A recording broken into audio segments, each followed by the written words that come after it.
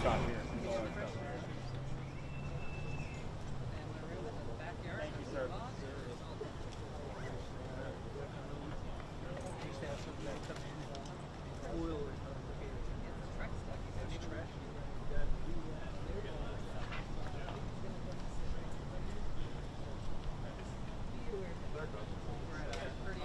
You should see the picture now. Further than we got last time. So.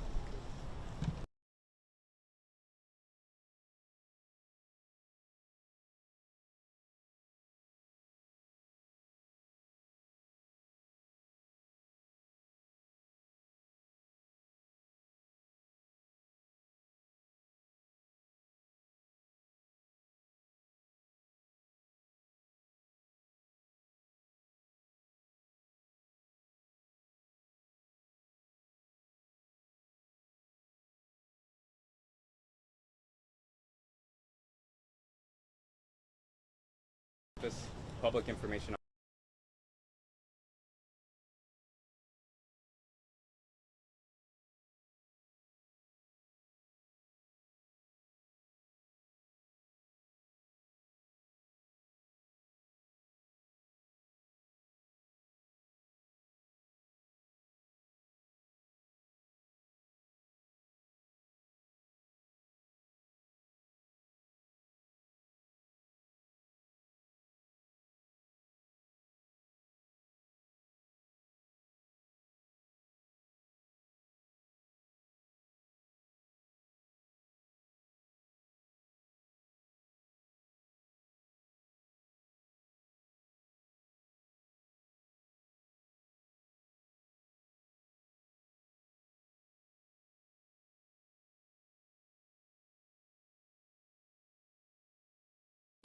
This was during a shift change where deputies from the midnight shift and day shift were on at the same time, going through a transition into different shifts. Once we received that information, deputies and surrounding officers immediately responded to the location and addressed the threat in the situation. They did not wait. They immediately went into the scene and rendered first aid and rescued victims out of the building as fast as they can to figure out what was going on. I can tell you this was at a Valley Transportation Authority light rail yard, which is next door to Sheriff's Office headquarters. Immediately once we received information of shots fired called, we immediately activated the Santa Clara County Active Shooter Protocol, which activated multiple law enforcement agencies in the surrounding counties, as well as multiple fire department agencies to initiate and activate the rescue task force, which is part of the active shooter protocol, which we'll go into more detail. Multiple agencies showed up and assisted, from local agencies within Santa Clara County, state level from the Office of Emergency Services, Governor's Office, the California Highway Patrol, and multiple federal agencies from the Federal Bureau of Investigations, FBI, ATF, and Department of Homeland Security.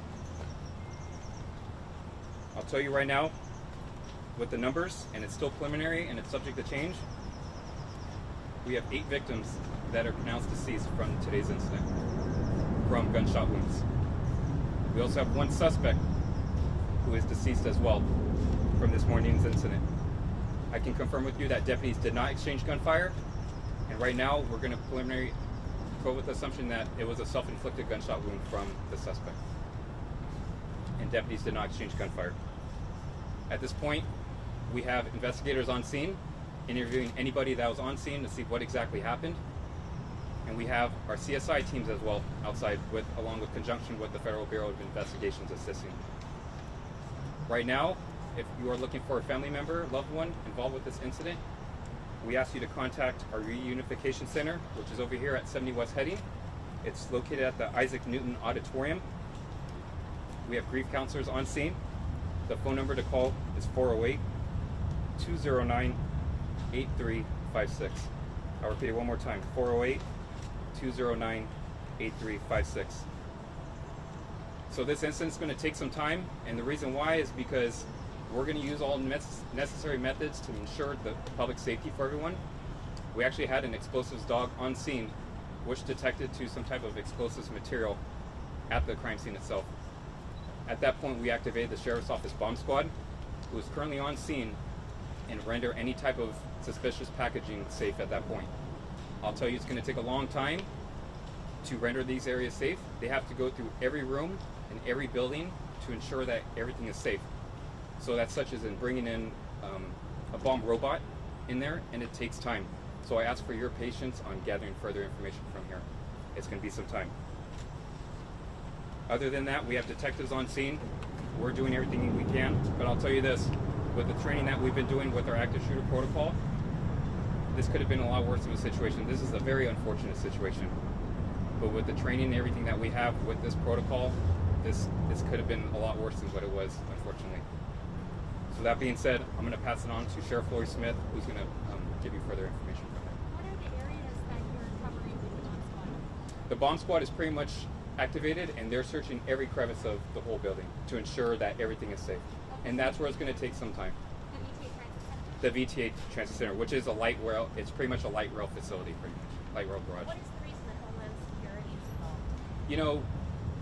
You know, we appreciate having federal agencies coming out. They come out here just to provide resources for us. Hey, do you need any assistance? And in that case, and if we need help, we'll ask them out in that case. So they're just being that entity to help us out. How many rooms will they have to go through? It depends how big this building is. I haven't been in the building myself, but it's going to take some time. So we ask you for that patience. What's the size of the structure? Any indication on motive, we don't have that information right now. This is still preliminary. This is still ongoing. All the information I have is I can give out at this point, and we're still getting as we get along. What's the size of the search area for explosive devices? And is there any indication that the people who were killed were specifically targeted, or was this an employee showing up at work with a grudge and just spraying indiscriminately? So this is a big building. I can't get into the details how big this building is, but it's a pretty decent sized building. In regards with motive, I don't have that information. This is still preliminary, and I'm still trying to get that information at this point. Do we know if the shooting took place inside, outside, or either? I don't know at this point if it's inside or outside. We have questions after. Yeah, I'm going to pass it off to Sheriff Lori Smith, and then she's going to take it from. So what I'd first like to do is tell everyone that my heart really goes out to the victims. These were county employees, and we're doing everything we can to help them, including the Family Reunification Center. But I really want to commend the law enforcement in Santa Clara County.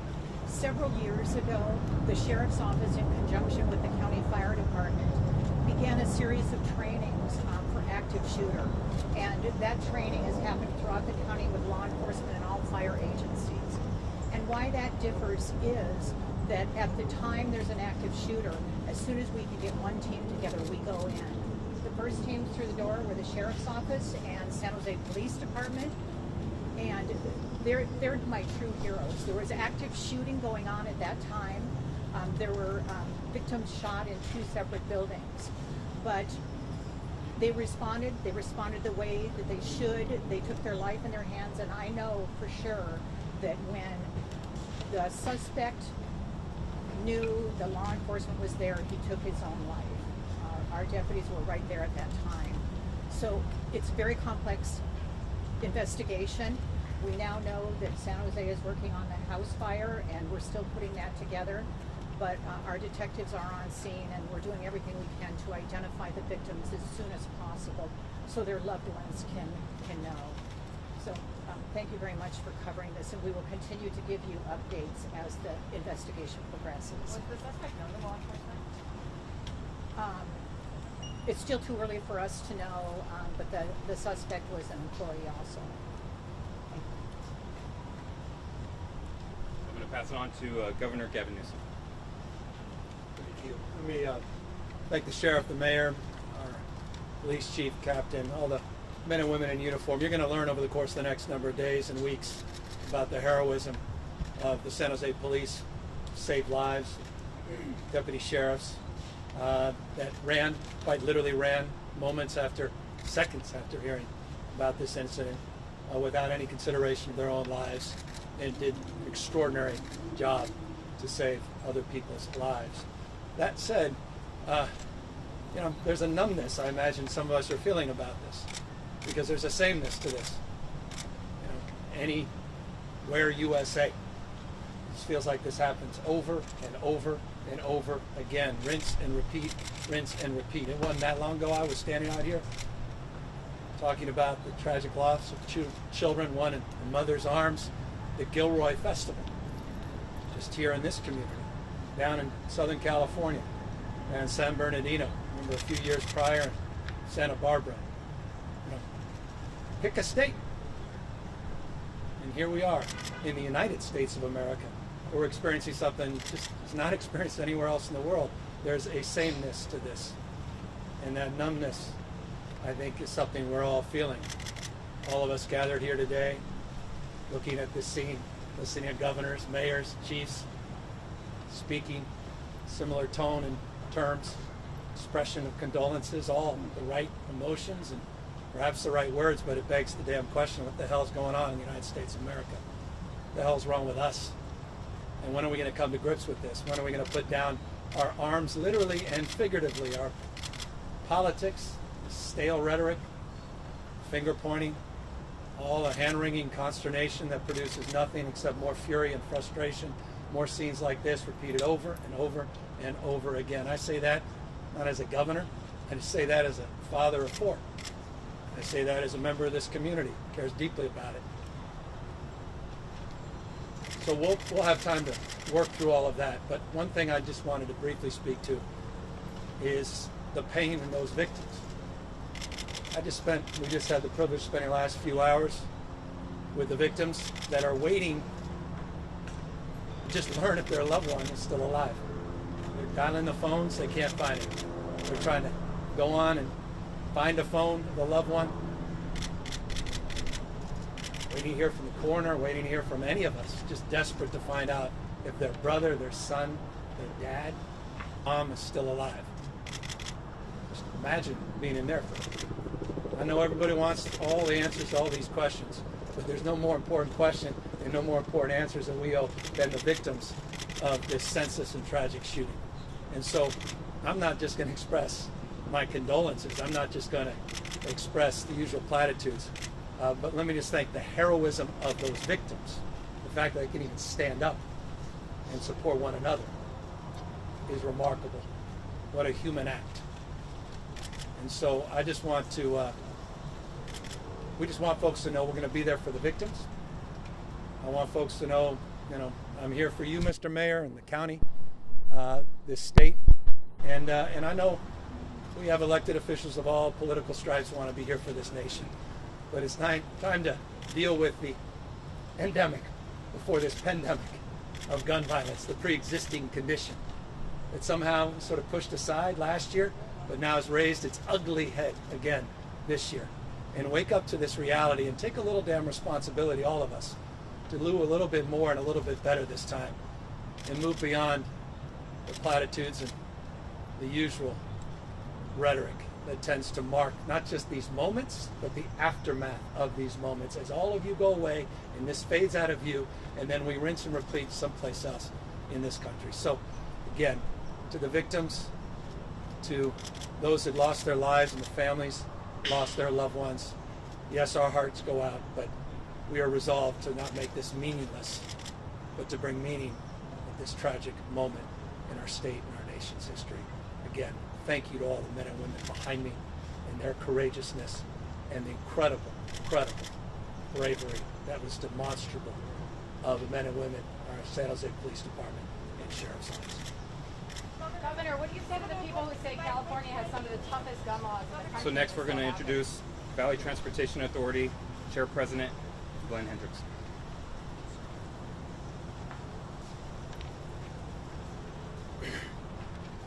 As you all know, tragedy has impacted the VTA family, the organization, and our whole community. And our thoughts and love go out to all the employees who have been directly and indirectly impacted by this horrible event. I want to let you know that the families have been moved to the Family Assistance Center at the Red Cross to continue to have meet with counselors about what's happening. We're really grateful for the outpouring of support that has come from union leadership and transit organizations from across the country.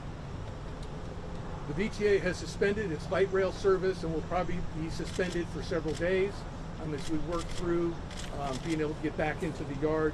We'll be setting up bus bridges to go ahead and help get our customers around. We're asking that our customers be patient with us as we work through this event and try and recover our service. And I also want to thank all the law enforcement that's been involved in their quick reaction and the way they've been dealing with everyone who's involved by this. And once again, I want to say how it's terribly, and want to thank everybody in the VTA family who's been so effective. Next we're going to introduce the President of the County Board of Supervisors for Santa Clara County, Mike Wasserman, and County Supervisor Cindy Chavez.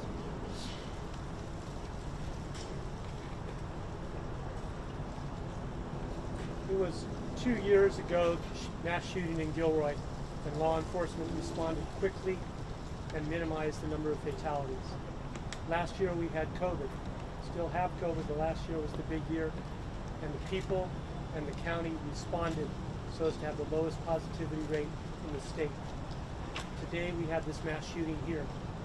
And it was the Santa Clara County Sheriff's Department and the San Jose Police Department that responded so quickly to minimize the loss of lives.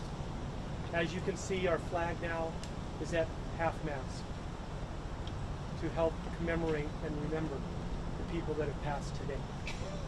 It is an extremely sad day in the history of Santa Clara County, but I'm also very proud of the response by law enforcement and then the VTA family taking care of the loved ones, the survivors of those that passed, and the district attorney's office that has stepped forth with the services they provided 2 years ago to the people in Gilroy and continue to provide every day and will provide to the survivors, loved ones, and family of those that passed. It is a sad day in Santa Clara County history, but I'm very proud of the response, including the unions that have come forward with funding and help. Santa Clara County is a family, and you're seeing that go into effect today. My condolences to all the family members and friends of those that passed today. You know, let me start by just reminding everybody that the backbone of Santa Clara County throughout COVID-19 was all the essential workers, and none were more essential than making sure people could get to their places of work. And VTA never stopped. It didn't stop light rail, it didn't stop buses, it didn't stop helping move people from point A to point B. These heroes that we all learned how to call essential workers heroes, we're now calling on them to be heroes again. There's a fund that's been set up for these families, and by going to workingpartnerships.org, anybody who wants to make a contribution to the families that have been impacted, the VTA families that have been impacted, can do that directly by going to workingpartnershipsusa.org. I just want to close with this point. While my heart breaks, I can't stop thinking about what we could all be doing differently to stop this in our community, so this doesn't become something that just happens here, but something that should never happen. And thank all of you for being here.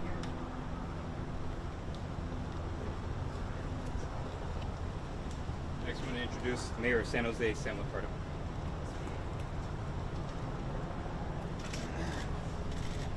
It's been said before, but it's worth saying again.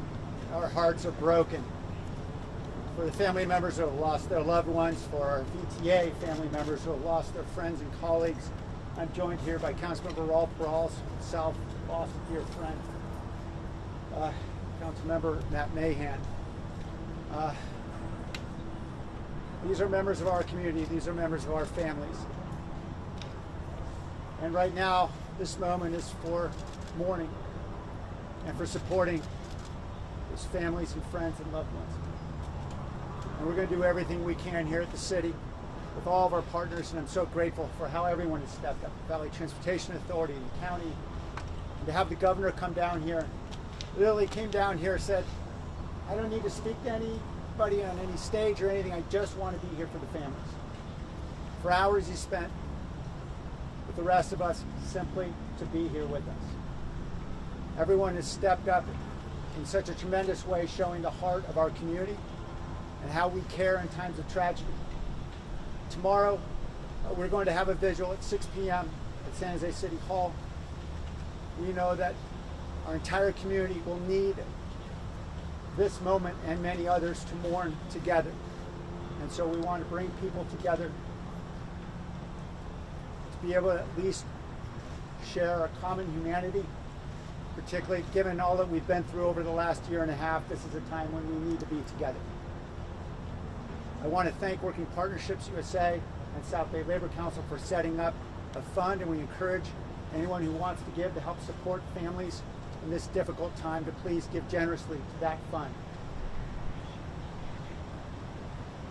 These are, as Supervisor Chavez said so well, these are the women and men who support our community through this pandemic.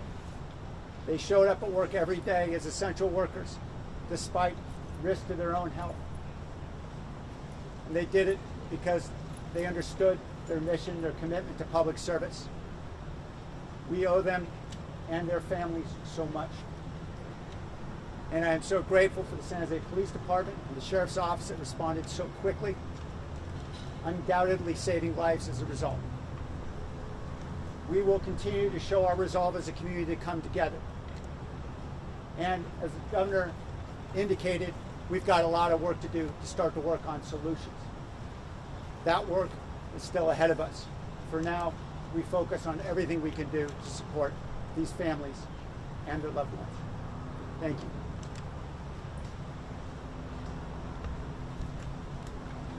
Pass it off to the Federal Bureau of Investigation, FBI Special Agent in charge of the San Francisco office, Craig Fair. My name is Craig Fair. I'm the Special Agent in charge of the San Francisco Division of the FBI here in the Bay Area. On behalf of the FBI, I would like to express our condolences to the families of victims, VTA family, and to the city of San Jose in the wake of this tragic crisis of which the FBI is no stranger to responding to. The FBI is assisting the city of San Jose, the San Jose Police Department, and the Santa Clara Sheriff's Office in this investigation. They are lead. We are providing assistance in the form of evidence response and recovery. We are flying national assets from Quantico, Virginia. We will be providing ballistics, technical forensic equipment and analysis. We will be bringing teams in from other divisions throughout the FBI to assist in the analysis of the crime scene. That is going to take some time. It is complex. We are very deliberate. We are required to map and catalog evidence, and that is going to take some time, and I'm asking your patience in that process. We are also providing victim assistance, victim services during this crisis to help families heal in the wake of this. We will be here as long as needed and continue to provide that assistance. I would also like to commend the first responders, the officers who went in at their own peril to assist in taking out victims from homes. Thank you very much. Special Agent, could you describe a little bit how complex this is? It looks like it's multiple buildings. You're already starting to map it. I see some of that. This is a really, you're talking multiple locations, right? It is multiple locations. It is, as I said, it's a very sizable crime scene. We are currently in there looking at how we need to go and how we need to process that. That is also going to take some time before we actually start processing this. Any idea how long? Days? Week? Potentially looking at days, but I don't want to get into that right now, Steve. Pass it off to Alcohol, Tobacco, and Firearms ATF Assistant Special Agent in charge, Joshua Jackson. Good afternoon. My name is Joshua Jackson. I'm the Assistant Special Agent in charge with the ATF San Francisco Field Division. ATF definitely wants to express our deepest condolences to the victims who lost their lives or injured, the families and friends of those individuals, as well as the community at large who are suffering at this time. ATF is here supporting this investigative effort, as well as providing all of our experts in firearms, arson, explosives, to include our certified fire investigators, our certified explosives specialists, as well as our explosive detection canines. In addition to our personnel, we're also providing firearm ballistics information, resources related to our National Integrated Ballistic Information Network, NIBIN, as well as tracing. ATF is committed to reducing violent crime throughout all the communities that we serve throughout the United States, and we're committed to see this one through, supporting our investigative partners here in this investigative team.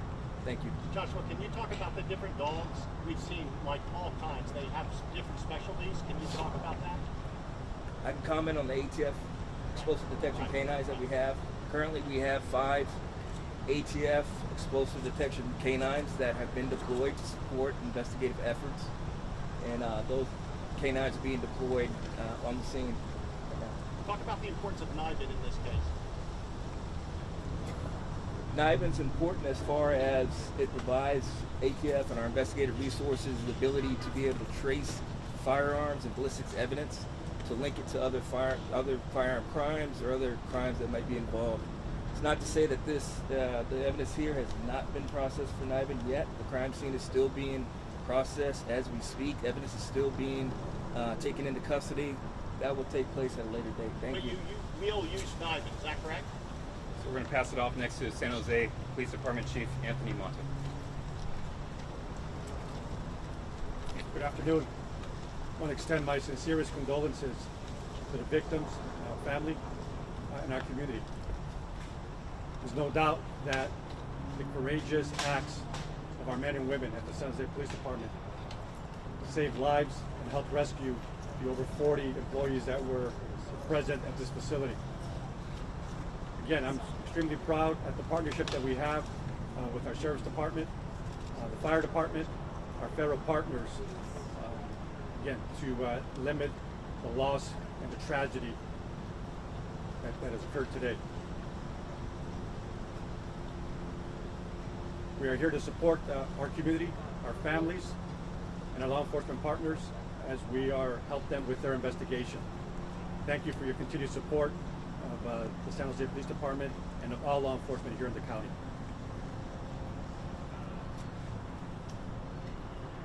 Next, we're going to introduce the San Jose Fire Department Chief Robert Sapien Jr.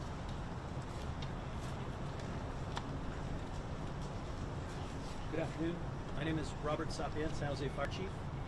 This morning at about 6:30 a.m., 3 significant incidents unfolded that required us to mobilize all of our on-duty available resources. Unfortunately, the second of those events was the younger incident where our personnel were dispatched to an emergency medical services call, and ultimately we learned it was this active shooter event. Our personnel very quickly employed their training and equipment, which allows them to tactically integrate with law enforcement officers. In today's event, there is some relief in reporting to you that the operations could not have gone more efficiently or effectively. The training that our firefighters received in cooperation with our law enforcement partners allows them to treat trauma victims as quickly as possible to give them their best chance at survival. At today's event, as I said, operations ran as trained. And so we are very thankful that we were able to be here to provide assistance. We are very sad for the losses in our community, and we continue to be present to support our community. Thank you. Can you describe the 3 events? The fire, there was the shooting, and what else, sir? So I'm going to introduce next is Gene Cohen. This is from the South Bay Labor Council.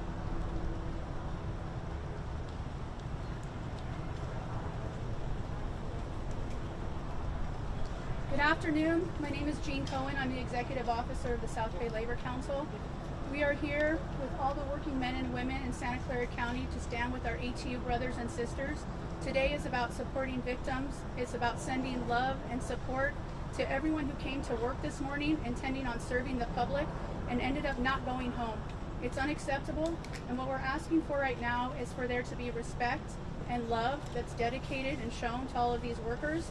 They need money, they need support, and we need to make sure that their families are also being respected in terms of giving them their space to mourn. So thank you so much for the opportunity to make sure that all of our workers have the opportunity to let you know that when you go to work, you should be able to go back safely, and that right now we're going to be making sure that as a family we're taking care of each other. Thank you very much.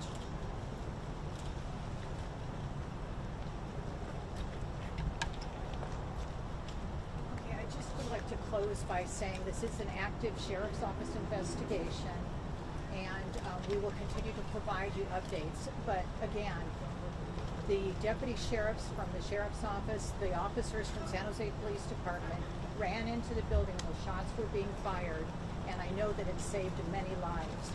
Thanks to the fire department also being part of our active shooter protocol and our rescue team. So we had some heroics that I think resulted in a diminished loss of life. You know, we're real proud of the people who serve in this county and that responded to this incident. And we will take some questions, and you can direct the questions at any of the speakers if you would like. Can you please explain even in general terms where the fatalities were located? Were they all located inside the building on a particular level? Can you explain what that building was used for? So in regards with fatalities and locations, like I was saying earlier, it's still preliminary at this point. So one, we have to get the Sheriff's Office bomb squad in there to clear the area for investigators to go in and conduct their investigation.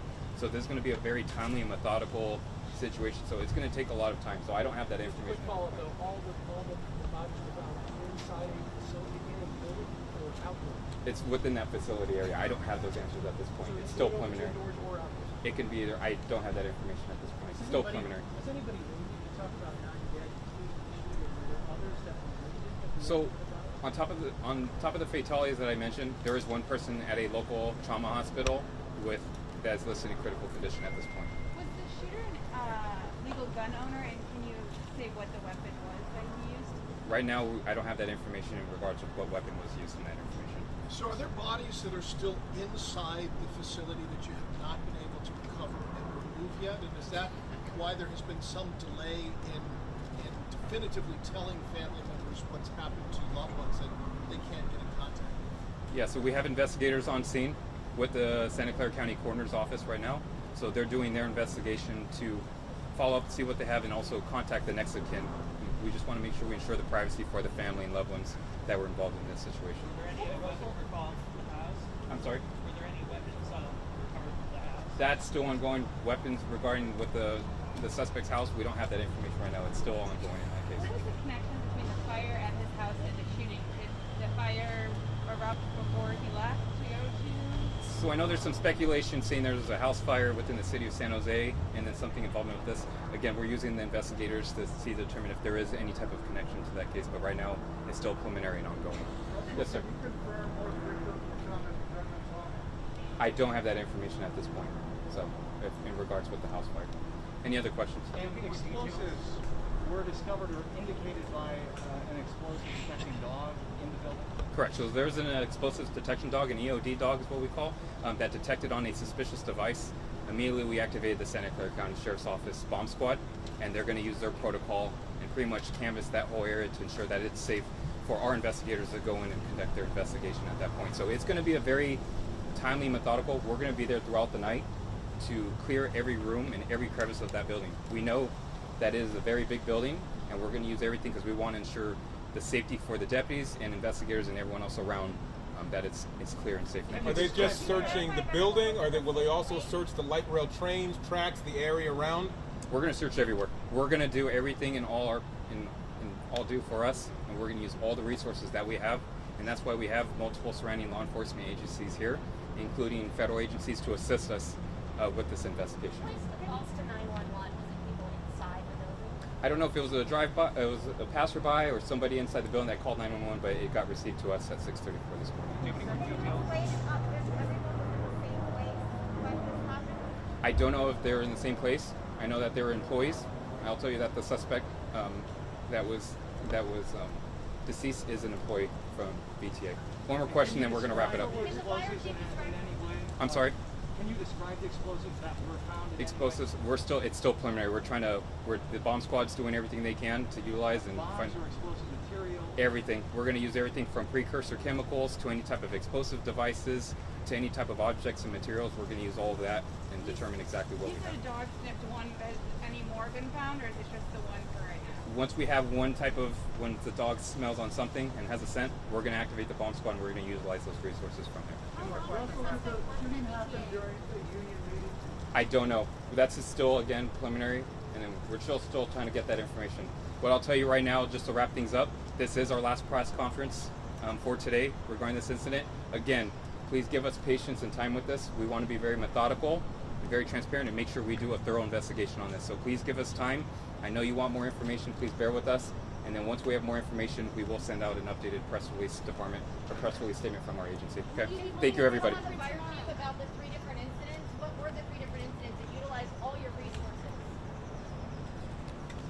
Thank you for the question. A little more information on the 3 incidents. So at 06:29 this morning, we received a report of fire on Smith Avenue, which is a commercial area of town, or commercial industrial rather. That ultimately was a second alarm fire. The second incident, as I said, was this incident here on Younger, and the latter was in a residential area in town on Angmar Court. That's Angmar Court, and that ultimately was a second alarm fire. And what time did that third call come in? The third call was at 06:36 hours.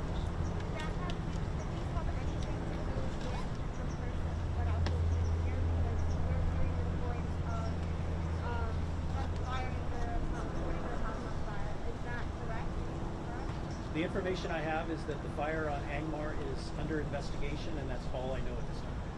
Okay. I do not have any information.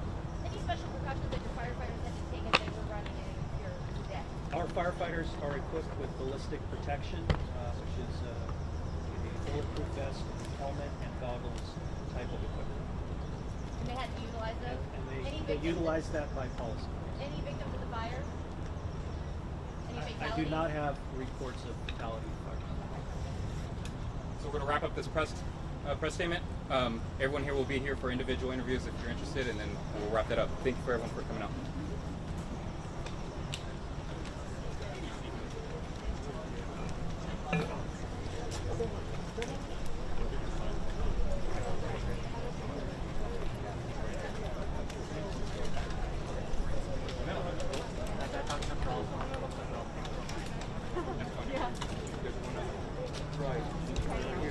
No, I'm gonna try to catch my